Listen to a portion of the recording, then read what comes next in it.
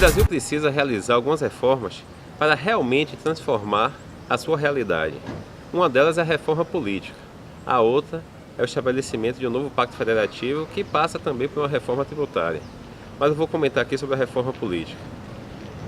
O novo projeto de reforma política que está no Congresso Nacional, ele provoca algumas alterações importantes para a realidade política brasileira. Eu defendo, na verdade, uma reforma política a partir de iniciativa popular. Todavia, algumas propostas que estão lá são bem-vindas e vão provocar alterações importantes. Uma delas é a cláusula de barreiras, que vai exigir dos partidos um determinado rendimento, uma representatividade eleitoral, como critério para que eles possam receber o fundo partidário. Isso facilita, né, a situação de você inibir a atuação dos partidos de aluguel, aqueles partidos cartoriais que só usam a sigla para negociar em época de eleição, tempo de televisão, né, coligações, coisas desse tipo que acabam por infringir uma aliança ou impedir uma aliança ideológica. A construção de um projeto de sociedade, pensar um projeto de Brasil, de Bahia, de município como Itaparica.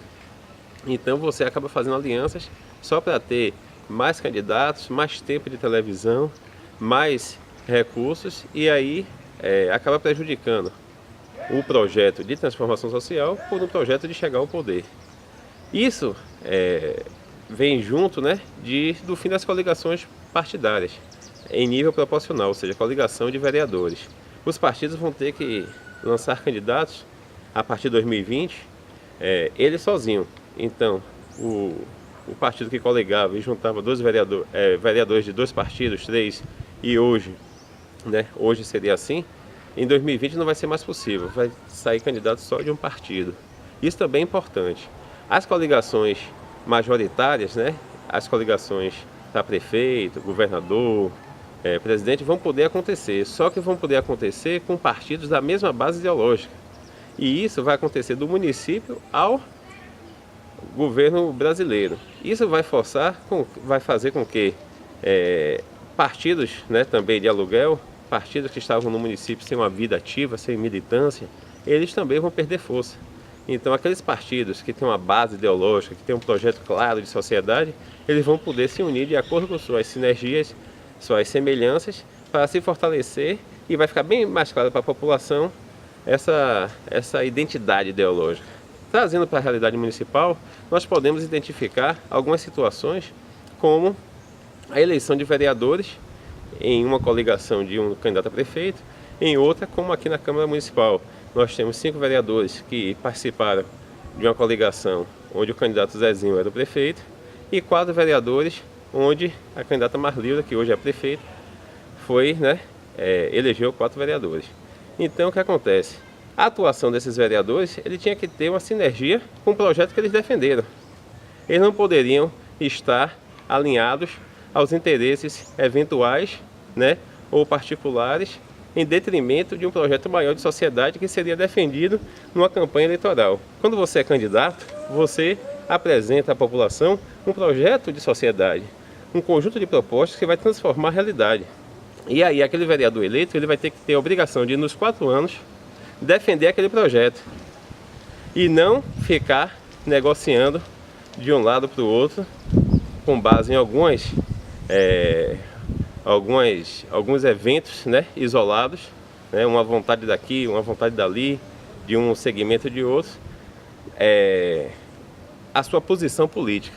Então assim, nós perguntamos hoje, né, qual o comportamento dos vereadores que deveriam ser fiscalizadores? Todos têm que ser fiscalizadores, mas qual a posição dos 5 que foram eleitos em outra coligação, não contra a pessoa prefeita Marlilda, mas com outro projeto político? E hoje se encontram alinhavados com que interesse para a gestão?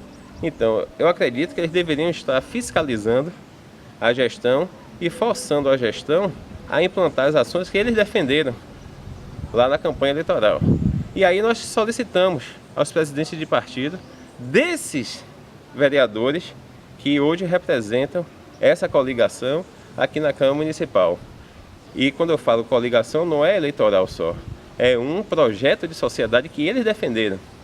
Então, onde está o presidente? Por exemplo, eu solicito aqui a Zezinho uma posição em relação ao vereador do seu partido, PTB, que é o Wellington Patti, né? Ele teria que estar não aceitando qualquer situação de melhoria ou que atendeu uma vontade dele particular ou de um pedacinho do segmento. Ele tem que defender aquele projeto, então ele tem que fiscalizar a gestão atual, em geral, para implantar o seu projeto.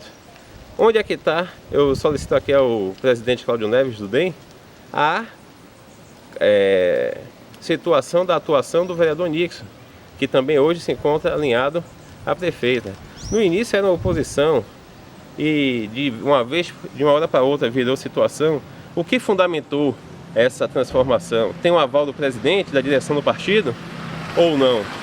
Essa reforma política que está prevista, ela vai resolver todos esses problemas, né? Mas hoje a gente já pode cobrar isso. O ex-prefeito Raimundo da Hora, que tem 2 vereadores, né? Qual a atuação desses vereadores enquanto fiscalizadores da gestão atual? Porque algumas irregularidades podem ser percebidas. E como esses vereadores estão atuando na sua função de fiscalizador? E qual o posicionamento dos presidentes do partido executivo dos seus partidos municipais, no caso Raimundo da Hora, os 2 dele que ele tem, né? Paulinho Everaldo, Zezinho, o vereador Patti, e Cláudio Neves, o vereador Nixon. Então, como esse partido está funcionando para fazer com que seus vereadores, né, eleitos representando aquele projeto que eles prometeram na campanha, esteja realmente fiscalizando e fazendo com que a gestão atual da prefeita Marlilda faça realmente acontecer aquilo que eles defenderam em Palanque e nas caminhadas da eleição do ano passado.